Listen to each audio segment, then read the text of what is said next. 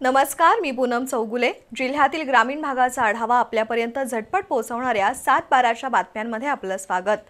दररोज सायंकाळी 7 वाजता प्रक्षेपण आणि दुपारी 12 वाजता पुन्हा प्रक्षेपित होणाऱ्या या बातमीपत्रात आज पाहूया जिल्ह्याच्या ठळक घडामोडी।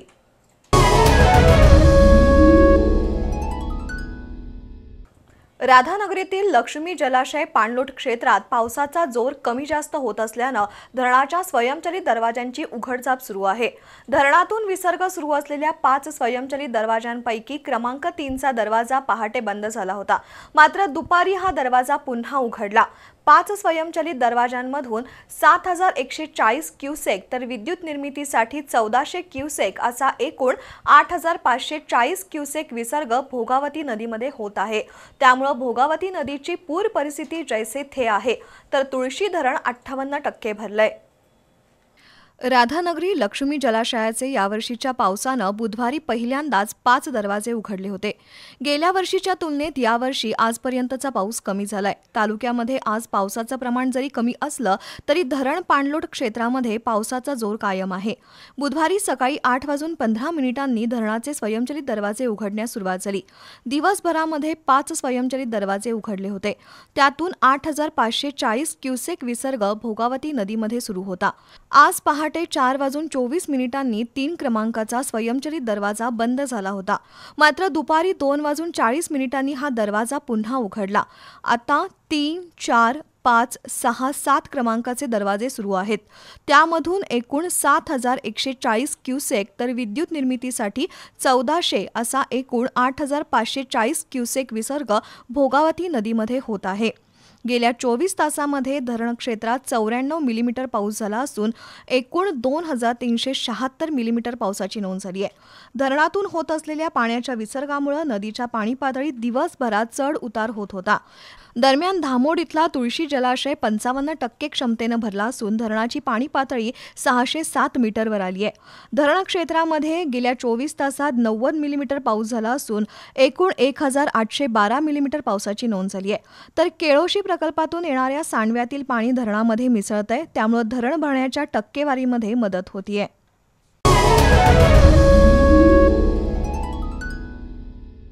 वाहतुकीला शिस्त लागावी आणि अपघाताचं प्रमाण कमी होण्यासाठी राधानगरी पोलिसांनी विना परवाना आणि मद्यप्राशन करून वाहन चालवणाऱ्या 277 वाहनधारकांवर दंडात्मक कारवाई केली आहे।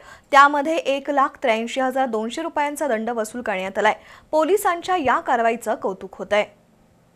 राधानगरी तालुक्यातील वाहतुकीला शिस्त लागावी आणि अपघाताचं प्रमाण कमी व्हावं यासाठी पोलीस निरीक्षक ईश्वर ओमासे यांनी विशेष मोहीम हाती घेतली आहे। राधानगरी गैबी नाका आणि राधानगरी धरणाशेजारी वाहनधारकांची तपासणी सुरू केली आहे। त्यामध्ये विना परवाना, मद्यप्राशन करून तसंच ट्रिपल सीट वाहन चालवणं, त्याचबरोबर अवैध प्रवासी वाहतूक आणि अवजड वाहतूक अशा 277 वाहनधारकांवर राधानगरी पोलिसांनी कारवाई केली आहे। त्यामध्ये 1,83,200 रुपयांचा दंड वसूल केलाय। विशेष म्हणजे राऊतवाडी धबधब्यावर जाण्यास बंदी असताना मद्यप्राशन करून गेलेल्या दोघांवर कारवाई केली आहे। त्यामध्ये दोघांना 20,000 रुपयांचा दंड पोलीस अंमलदार रणधीर वरुटे आणि विक्रम तावडे यांनी केला। अशा प्रकारची कारवाई वारंवार होणं गरजेचं आहे। राऊतवाडी धबधबा प्रवाहित झाल्यापासून विना परवाना आणि मद्यप्राशन करून येणाऱ्या अतिउत्साही पर्यटकांमध्ये वाढ झाली आहे। त्यामुळे वर्षा सहलीसाठी येणाऱ्या सहकुटुंब पर्यटकांना त्रास होतो, हे थांबावं अशी मागणी महिला पर्यटकातून होतीये।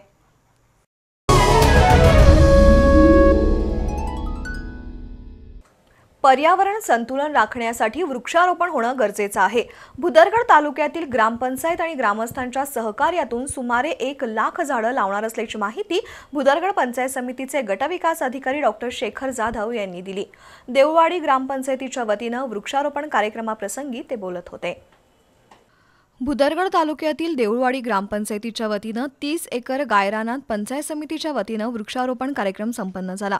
गटविकास अधिकारी डॉक्टर शेखर जाधव आणि देऊळवाडीच्या सरपंच सुनीता पाटील यांच्या हस्ते उज्ज्वल भविष्यासाठी एक तरी झाड लावू या कार्यक्रमाअंतर्गत वृक्षारोपण करण्यात आलं। सरपंच सुनीता पाटील यांच्या हस्ते गावातील सर्व कुटुंबांना बेलाच्या झाडाचं वाटप करण्यात आलं। आपल्या पुढच्या पिढीच्या उज्ज्वल भवितव्यासाठी वृक्षारोपण करणं आणि त्याचं संवर्धन करणं ही प्रत्येकाची जबाबदारी आहे। झाडांचं महत्त्व समजून घेऊन आपण वृक्षारोपण करण्यासाठी इतरांना प्रेरित करण्याचं आवाहन गटविकास अधिकारी डॉक्टर जाधव यांनी केलं।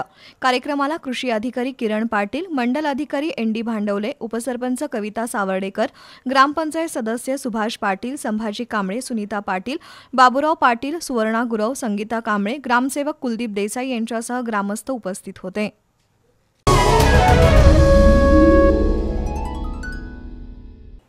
हातकणंगले तालुक्यातील हुपरी इथं अजूनही निम्म्या शहराचा सिटी सर्व्हे प्रॉपर्टी कार्ड नसल्यानं सर्वसामान्य शहरवासियांची गृहकर्ज तसंच शासकीय कामं करून घेण्यासाठी ससे होलपट होत आहे। राज्य सरकारनं या प्रश्नात लक्ष घालून सिटी सर्व्हेचा प्रश्न निकाली काढावा अशी मागणी हातकणंगले मतदारसंघाचे आमदार राजू आवळे यांनी बुधवारी विधानसभेत केली। हातकणंगले तालुक्यातील हुपरी शहराचा संपूर्ण सिटी सर्व्हे करून प्रॉपर्टी कार्ड द्यावं अशी मागणी आमदार राजू आवळे यांनी विधानसभेत केली। हुपरी शहराच्या सिटी सर्व्हेचा औचित्याचा मुद्दा त्यांनी उपस्थित केला। तसंच याबाबत हुपरी शहरवासियांची प्रॉपर्टी कार्ड अभावी होणारी अडचण याबाबत आवाज उठवला। त्यानंतर विधानसभा अध्यक्ष राहुल नार्वेकर यांनी राज्य सरकारला तत्काळ कार्यवाही करण्याचे आदेश दिलेत। त्यामुळे अनेक वर्ष प्रलंबित असलेला सिटी सर्व्हेचा प्रश्न मार्गी लागण्याची शक्यता निर्माण झाल्यानं शहरवासियांमधून समाधान व्यक्त होत आहे।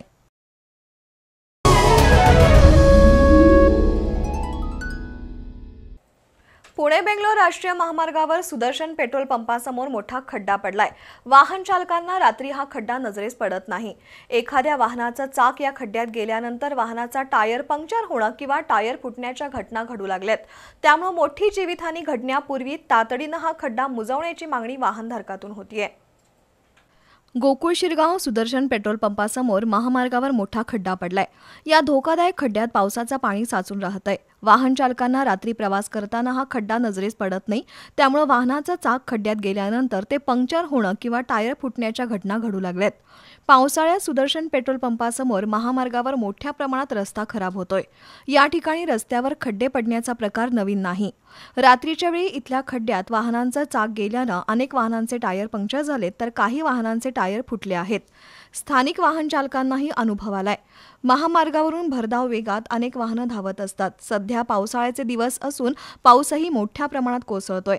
महामार्गावरील या खड्ड्यामुळे वाहनांच्या अपघाताची शक्यताही नाकारता येत नाही। त्यामुळे हा खड्डा त्वरित भरून संभाव्य अपघात टाळावा अशी मागणी वाहन चालकातून होतीये।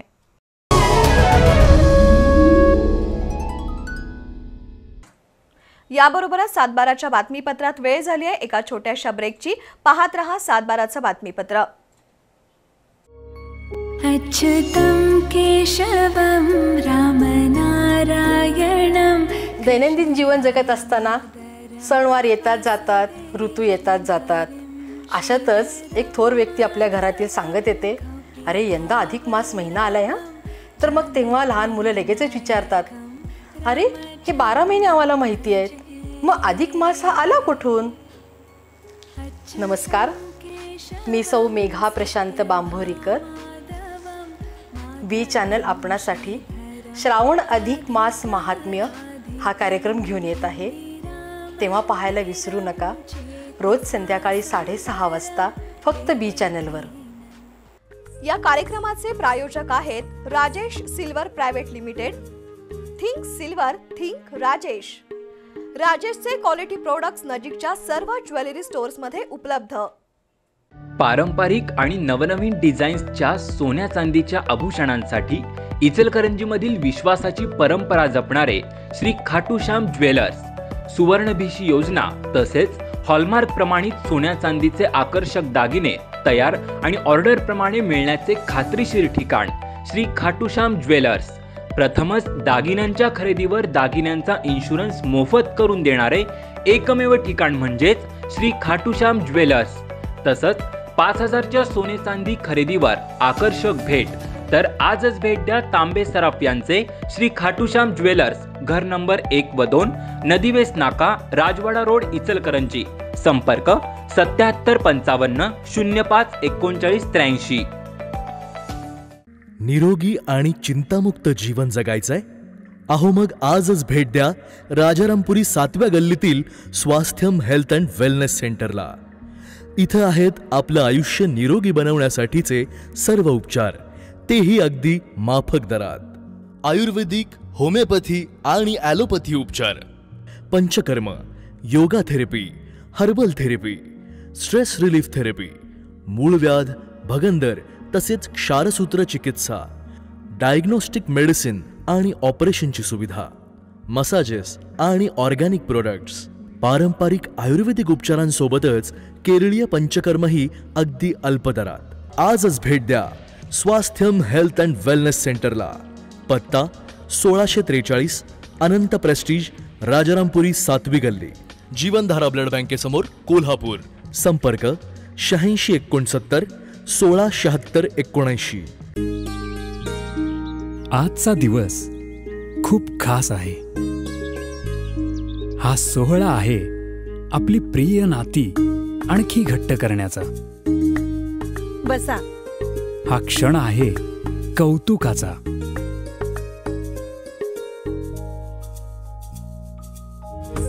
हे तुला आणि हे तुमच्यासाठी। अहो आता हे कशाला हवं होतं? बघा तरी। ताई तुमचा एकुलता एक जावई आहे ना, मग एक काम करा, आमच्याकडचे राजेशचे डिझाईन घेऊन जा आणि मग बघा। पण नक्की आवडेल ना त्यांना? अरे वा, किती भारी आहे। मान आहे तो तुमचा। या अधिक मासात करूया कौतुक जावयाचं, जपूया सुख लेकीचं। राजेशचे क्वालिटी प्रोडक्ट्स नजीकच्या सर्व ज्वेलरी स्टोअर्समध्ये उपलब्ध।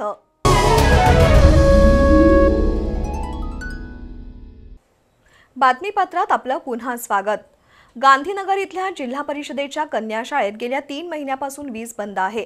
त्यामुळे डिजिटल शिक्षणाबरोबरच पिण्यासाठी पाणी मिळत नाहीये। शिवाय पाण्याअभावी शौचालय बंद ठेवलंय। ग्रामपंचायतीकडे तक्रार करूनही चालढकल होत असल्यानं मानवाधिकार संघटनेनं गांधीनगर ग्रामपंचायतीसमोर आंदोलन करण्याचा इशारा दिलाय। डिजिटल इंडियाचा बोलबाला देशभर जोमात सुरू आहे। मात्र कोल्हापूरपासून हाकेच्या अंतरावर असणाऱ्या करवीर तालुक्यातील गांधीनगर इथल्या कन्या शाळेत 3 महिने वीज नसल्यानं मुलींना डिजिटल क्लास, पिण्याचं पाणी आणि स्वच्छतागृहापासून वंचित राहावं लागतंय। जिल्हा परिषदेच्या या मुलींच्या शाळेत 1ली ते 4थी पर्यंतचे वर्ग भरतात। त्यामध्ये 105 मुली शिक्षण घेत आहेत। या शाळेमध्ये शिकणाऱ्या मुली गरीब घराण्यातील आहेत। मुलींना पिण्यासाठी पाणी आणि शौचालय वापरासाठी शासनाच्या वतीनं बोर मारलेला आहे। तसंच डिजिटल शिक्षण देण्यासाठी सर्व यंत्रसामुग्री सज्ज आहे। या शाळेतील वीज बिल ग्रामपंचायतीकडून भरलं जात होतं, पण अलीकडच्या काही महिन्यांमध्ये ग्रामपंचायतीनं वीज बिल भरलेलं नाही। त्यामुळे वीज कंपनीनं मे महिन्यात वीज पुरवठा खंडित करून 20 मीटर काढून नेलंय। त्यानंतर जूनमध्ये शाळा सुरू झाली। त्यावेळी इथल्या शिक्षकांनी पंचायत समिती, शिक्षण विभाग, गांधीनगर ग्रामपंचायत आणि वीज वितरण कंपनीकडे वीज पुरवठा सुरू करण्याबाबत वारंवार लेखी पत्र दिलंय, पण याकडे कुणीच गांभीर्यानं लक्ष दिलेलं नाही। वीजे अभावी या शाळेत शिकणाऱ्या मुलींना डिजिटल शिक्षण प्रणालीचा वापर करता येत नाही। त्याचबरोबर पिण्याच्या पाण्यासाठी शिक्षकांना भटकंती करावी लागते। शौचालयाचा पाणी पुरवठा बंद असल्यानं शौचालय बंद करण्यात आलं असून मुलींची कुचंबणा होतीये। याबाबत मानवाधिकार संघटनेचे राज्य सचिव गणेश देवकुळे यांनी जिल्हा परिषद, गांधीनगर ग्रामपंचायत यांना यापूर्वी निवेदन देऊनही त्याकडे दुर्लक्ष केलंय। लवकरात लवकर शाळेचा वीज पुरवठा सुरळीत केला नाही तर ग्रामपंचायत कार्यालयासमोर आंदोलनाचा इशारा मानवाधिकार संघटनेनं दिलाय। आज आपण गांधीनगरमधील कन्या विद्या मंदिर शाळा क्रमांक 6 या शाळेसंदर्भात आपण ग्रामपंचायतीला तक्रार दिली आहे। या अगोदर शाळेने अनेक वेळेला या तक्रारसंदर्भात पाठपुरावा केला असता ग्रामपंचायत याकडे जाणीवपूर्वक दुर्लक्ष करत आलेलं आहे। जर हे असंच चालत राहिलं तर येत्या 4 दिवसामध्ये मानवी अधिकार संघटनेच्या माध्यमातून तीव्र आंदोलन आपण ग्रामपंचायतीवर आपण करण्याचा इशारा आपण ग्रामपंचायतीला दिलेला आहे। उचगाव हद्दीतील तावडे हॉटेल ते निगडेवाडी रोडवर एक आजारी बेवारस महिला 8 ते 10 दिवसापासून भर पावसात पडून होती। त्याची माहिती मिळताच मानवाधिकार संघटनेच्या कार्यकर्त्यांच्या मदतीनं तिला उपचारासाठी CPR मध्ये दाखल करण्यात आलंय। त्या महिलेवर वेळेवर उपचार झाल्यानं तिला जीवदान मिळालंय। करवी तालुक्यातील उचगाव ग्रामपंचायतीच्या हद्दीतील तावडे हॉटेल ते निगडेवाडी मेन रोडवर गेल्या 8-10 दिवसापासून एक मनोरुग्ण महिला भर पावसातच रस्त्याकडेला पडून होती। गेले 8 दिवस पाऊस सतत सुरू असल्यानं ती पावसामध्ये पूर्ण चिंब भिजून गेली होती। ती एकाच ठिकाणी पडून होती. उचगावचे माजी सरपंच अशोक निगडे यांनी गांधीनगरमधील मानवाधिकार संघटनेच्या कार्यकर्त्यांना संपर्क साधून महिलेला मदत करण्याची विनंती केली. मानवाधिकार संघटनेचे कार्यकर्ते उचगावच्या महिला सफाई कर्मचाऱ्यांसह घटनास्थळी दाखल झाले. संबंधित महिला प्रचंड अशक्त झाली होती, त्यामुळे तिला स्वतःला उभं राहता येत नव्हतं. कार्यकर्त्यांनी 108 रुग्णवाहिकेला पाचारण केलं आणि त्या महिलेला CPRमध्ये उपचारासाठी दाखल केलंय. मानवाधिकार संघटनेच्या कार्यकर्त्यांमुळे त्या महिलेला जीवदान मिळालंय. यावेळी महाराष्ट्र राज्य सचिव गणेश देवकुळे, जिल्हाध्यक्ष प्रकाश दळवी, माजी सरपंच अशोक निगडे, दीपक हुबळीकर, नबीसाब नदाफ, वैभव लंगोटे, जय हमाल संघटनेचे पदाधिकारी उपस्थित होते.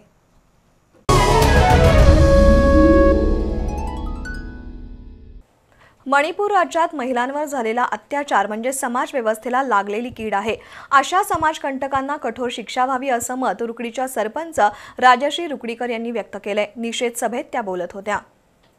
हातकणंगले तालुक्यातील रुकडी ग्रामपंचायतीच्या वतीनं मणिपूर इथं घडलेल्या घटनेच्या विरोधात निषेध सभा आयोजित केली होती.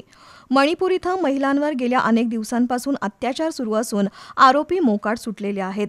भारतासारख्या लोकशाही बळकट असलेल्या देशात अशा घटना घडणं निंदनीय असून या आरोपींना मरेपर्यंत फाशीची शिक्षा झाली पाहिजे अशी मागणी सरपंच राजश्री रुकडीकर यांनी केली. मणिपूर सरकारची या घटनेबाबत प्रचंड उदासीनता दिसून येते. केंद्र आणि राज्य सरकारनं या घटनेची तीव्रता ओळखून वेळीच आरोपींना ताब्यात घेऊन कठोर शिक्षा करणं आवश्यक होतं असं ज्येष्ठ पत्रकार भगवान पोळ यांनी नमूद केलं. ग्रामपंचायत सदस्य विजय पाटील, सुनीता कांबळे यांनीही मनोगत व्यक्त करत निषेध नोंदवला.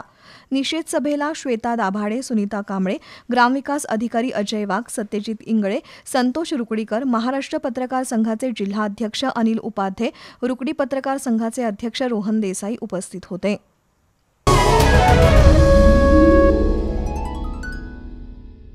राधानगरी तालुक्यात तुरंबे परिसरात भक्तिमय वातावरणात अबीर आणि खोबऱ्याच्या उधळणीत भर पावसात मोहरमची सुरुवात करण्यात आली. तालुक्यातील 7 गावात मोहरम निमित्त पंजांची स्थापना करण्यात आली आहे. हिंदू मुस्लिम बांधवांचं ऐक्याचं प्रतीक म्हणून गावागावात मोहरम सण संपन्न होतोय. राधानगरी तालुक्यात बुधवारपासून मोहरम सणाला सुरुवात झाली आहे. हिंदू मुस्लिम समाजातील बांधव हा सण अत्यंत भक्तिमय वातावरणात साजरा करतात. तुरंबे गावात शेकडो वर्षापासून हिंदू मुस्लिम बांधव एकत्रपणे मोहरम साजरा करतात.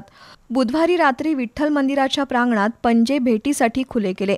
धुल्याच्या जयघोषात अबीर आणि खोबऱ्याच्या उधळणीत या सणाला सुरुवात झाली. बुधवारी पंजे भेटीसाठी खुले झाले. शुक्रवारी खत्तल रात्र असल्यानं परिसरातील भाविक मोठ्या संख्येनं तुरंबे गावात पंजांचं दर्शन घेण्यासाठी येतात. तालुक्यातील राधानगरी, सरवडे, तुरंबे, कसबा वाळवे, ठिकपुर्ली गावात मोहरमची सुरुवात झाली आहे.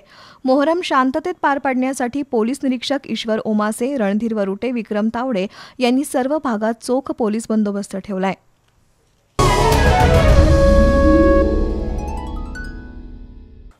मणिपूर राज्यात महिलांवर अत्याचार करणाऱ्यांवरील खटले जलद गती न्यायालयात चालवून त्यांना फाशी देण्याची मागणी इचलकरंजी नागरिक महिला मंचनं केली आहे. या मागणीसाठी पदाधिकाऱ्यांनी प्रांत कार्यालयात नायब तहसीलदार संजय काटकर यांची भेट घेऊन चर्चा केली. मणिपूर राज्यात 2 महिन्यापूर्वी 2 महिलांची विवस्त्र धिंड काढून सामुदायिक अत्याचार केल्याचा प्रकार उघडकीस आलाय. भारतीय न्यायप्रणालीत न्यायदेवता म्हणून एका स्त्रीचं चिन्ह असताना भारतासारख्या लोकशाही देशात इतकी घृणास्पद, लांछनास्पद घटना घडावी हे दुर्दैवी आहे. या घटनेचा निषेध करत इचलकरंजी नागरिक महिला मंचनं नायब तहसीलदार संजय काटकर यांची भेट घेतली. मणिपूर घटनेचा तीव्र निषेध करत या प्रकरणातील आरोपींविरोधात जलदगती न्यायालयात खटले चालवून त्यांना फाशी देण्याची मागणी केली आहे. यावेळी कल्पना माळी, डॉक्टर सुप्रिया माने, रुपाली माळी, अनिता दळवी, अभिजित पटवा, उमेश पाटील, राजू कोन्नूर, महेंद्र जाधव, शीतल मगदूम उपस्थित होते.